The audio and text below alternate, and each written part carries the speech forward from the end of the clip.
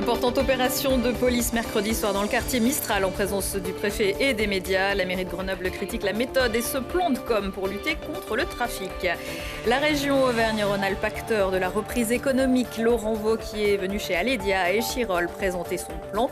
Entre 100 et 150 millions d'euros investis en Isère. Et puis, confiné, pas confiné, le FCG devrait être autorisé à jouer contre Oyonnax samedi en amical à Lesdiguières, mais à huis clos. Une rentrée compliquée à laquelle il faut bien s'adapter. Bonsoir à tous, ravi de vous retrouver dans ce JT du jeudi 27 août 2020 pour le début d'une nouvelle saison sur Télé Grenoble, la 16e.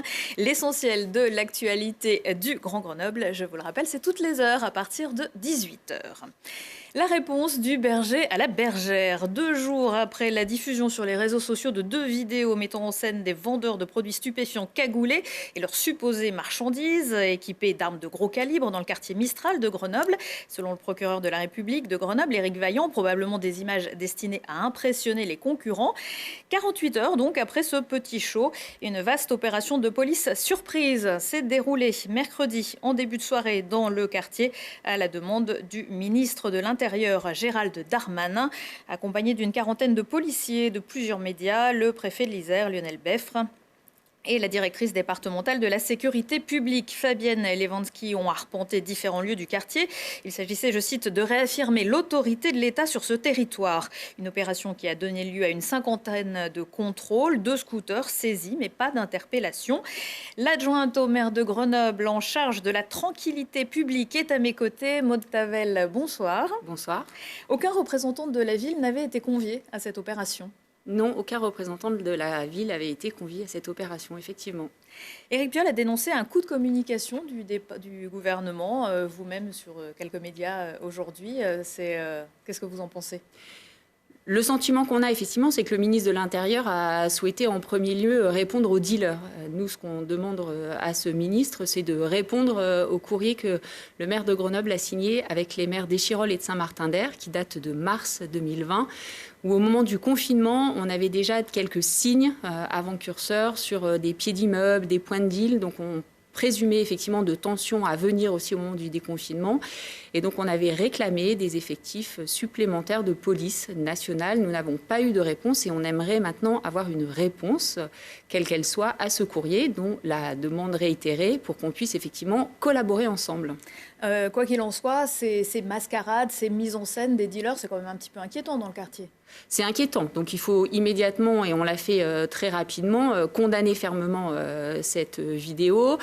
Le préfet l'a indiqué. Est-ce que c'est pour impressionner qui? Les autorités, la jeunesse? Est-ce que c'est pour impressionner une bande rivale? On ne sait pas. Quoi qu'il en soit, en premier lieu, ça fait du mal aux habitants, aux acteurs du quartier. Donc une condamnation ferme, une pensée aux familles qui sont présents et qui aujourd'hui voient un quartier montré du doigt alors qu'il faut plutôt l'encourager parce qu'il y a une vraie dynamique sur ce quartier-là. D'après la loi du 5 mars 2007, le maire pilote la politique locale de prévention de la délinquance. Que fait la mairie au quartier Mistral?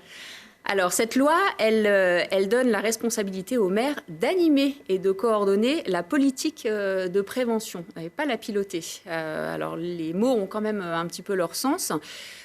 Donc on fait, et on fait en collaboration. Je pense que les actions de rénovation urbaine sur ce quartier, d'ailleurs, perturbent, je pense, le deal. Oui, une barre qui est détruite. Voilà, une barre qui est détruite, donc qui obligatoirement modifie l'aspect, qui va dans le bon sens pour les habitants, mais qui effectivement modifie notamment pour les bandes de deal. Des actions culturelles, des actions sportives, des associations qui sont soutenues et puis surtout des services publics. Je pense qu'il faut penser en premier lieu aux équipes municipales, mais pas que, qui sont présentes au quotidien et puis aussi des acteurs économiques que l'on tente de maintenir et puis même on essaye d'accueillir de nouvelles entreprises sur ce site pour que finalement ce quartier-loise soit un quartier de la ville comme n'importe où. Et puis néanmoins, il y a des progrès dans la lutte contre le trafic dans ce quartier. 160 interpellations depuis le début de l'année. selon les services de l'État. Il y a des progrès, c'est effectivement de la responsabilité de l'État de travailler au démantèlement de ce trafic, aux collectivités locales et aux élus de travailler sur la rénovation urbaine, sur le soutien aux associations, sur l'activité économique. On a besoin de le faire en concert, donc maintenant on aimerait une réponse à ce courrier, se mettre autour de la table et travailler et non pas être uniquement sur des images qui, je le redis, font mal aux habitants qui sont les premiers touchés par ces vidéos-là. Sur un tout autre sujet, compte tenu de la propagation de l'épidémie de Covid-19, le préfet de l'Isère a également pris mercredi soir, en concertation avec le maire de Grenoble, cette fois, un arrêté pour rendre obligatoire le port du masque dans l'hypercentre-ville de Grenoble à compter de samedi. Alors on se situe entre le boulevard Gambetta, la rue Lesdiguières, la place de Verdun, le boulevard du Maréchal Leclerc, les quais et la Bastille. Est-ce que piétons et cyclistes à partir de 11 ans sont concernés ?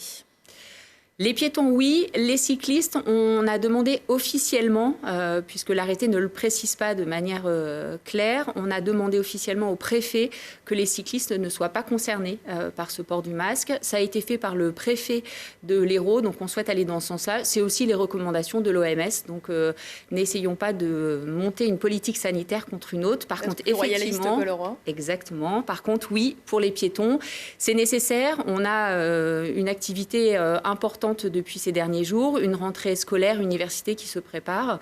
Donc on a besoin effectivement que chacun des Grenoblois, mais je dirais aussi des métropolitains, parce que finalement ce centre-ville, il est visité par de nombreux habitants de la métropole. On a besoin d'être vigilants. Rappelez que cette obligation, elle va concerner aussi les entreprises et les administrations à partir du mois de septembre. Donc prenons toutes ces précautions pour éviter que le virus ne circule trop sur notre territoire. Dans l'hypercentre, est-ce qu'il y aura des contrôles, des contraventions pourront être dressées ?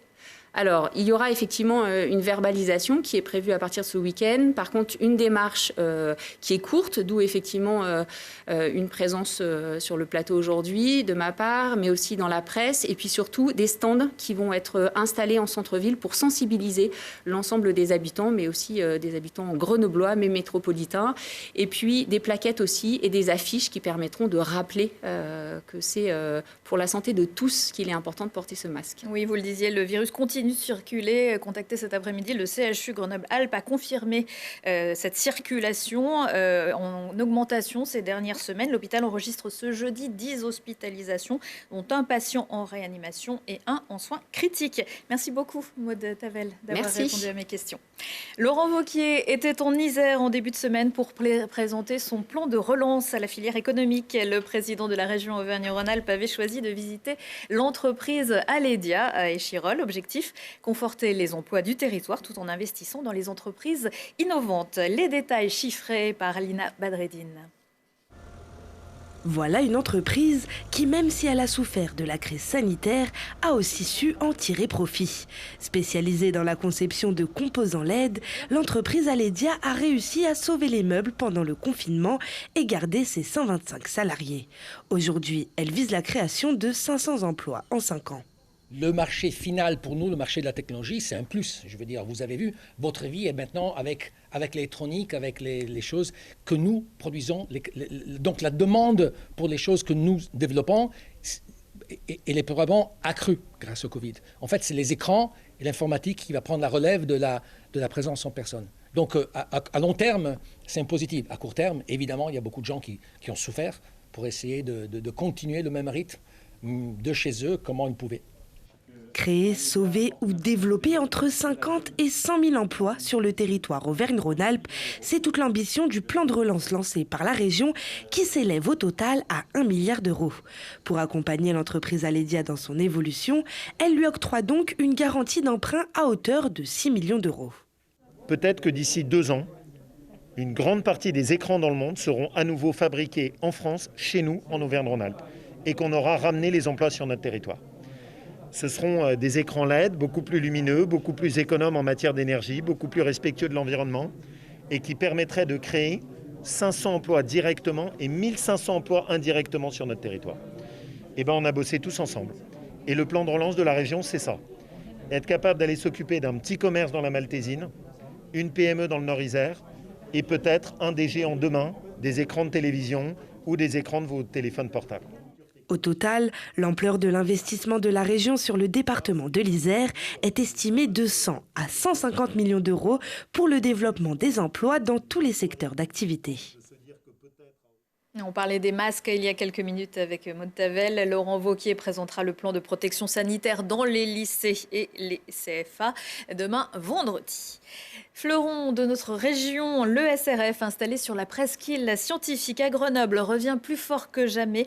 Après 20 mois de travaux et de phase d'essai, cet accélérateur de particules de 844 mètres de circonférence est devenu cette semaine le synchrotron le plus puissant au monde, capable de générer des rayons X 100 fois plus brillants que sa version précédente. 22 pays partenaires ont contribué à l'investissement de 150 millions d'euros. Des chercheurs du monde entier prennent place toute l'année dans ces 44 laboratoires pour suivre le fonctionnement d'une batterie, les secrets d'une momie, des particules toxiques ou encore des virus. Ça peut servir. Bon an, mal an, les clubs sportifs reprennent le chemin des stades avec un joueur contrôlé positif au Covid-19. Tout l'effectif du FCG n'a pas été autorisé par l'ARS, l'Agence régionale de santé, à s'entraîner ensemble ces derniers jours. Pourtant, la Ligue de rugby devrait autoriser Grenoble à jouer samedi en amical contre Oyonnax. Ce devrait être à Lesdiguières à partir de 19h15. Mais à huis clos, retour sur cette situation pas simple avec Lucille Dailly. Le message est martelé de part et d'autre. Il va bien falloir s'habituer à vivre avec le coronavirus. Le FCG Rugby l'a bien compris et les joueurs, confinés comme toute la France au printemps, ont de nouveau été priés de quitter le terrain 2 semaines avant la reprise de la Pro D2, après qu'un cas de Covid-19 a été détecté chez un jeune joueur du centre de formation. Alors que certaines voix ont dénoncé une recommandation de l'Agence régionale de santé trop radicale par rapport à d'autres clubs français touchés davantage, le président du FCG rappelle la priorité à la santé des athlètes et à la sécurité de tous. Je veux très sincèrement écarter tous ces mots un peu trop forts d'injustice ou de cas particuliers pour Grenoble. Je crois que la situation sanitaire en France ne nous autorise pas à porter ce type de jugement. En tout cas, moi, je ne le porte pas. On a des gens qui sont des organes de tutelle qui nous ont mis dans une situation, certes, qui est exclusive pour l'instant. Moi, je considère que c'est juste un incident de parcours. Le temps pour la Ligue nationale de rugby de valider un nouveau protocole qui permet désormais d'homogénéiser les procédures en cas de Covid au sein des clubs et de ne pas mettre tout un collectif à l'arrêt. Freinés dans leur élan après avoir fait jeu égal avec Toulon en amical, les joueurs jouent le jeu malgré tout et savent que rien n'est simple pour personne cette saison. On sait très bien que potentiellement, il y a dans l'année un autre cas qui sera certainement positif ou pas. Bien sûr, on espère toujours. Mais voilà, on y est préparé. Maintenant, on a des protocoles. Pendant le confinement, chacun un peu de son côté. On avait essayé de mettre des protocoles à la maison pour s'entretenir, tout ça.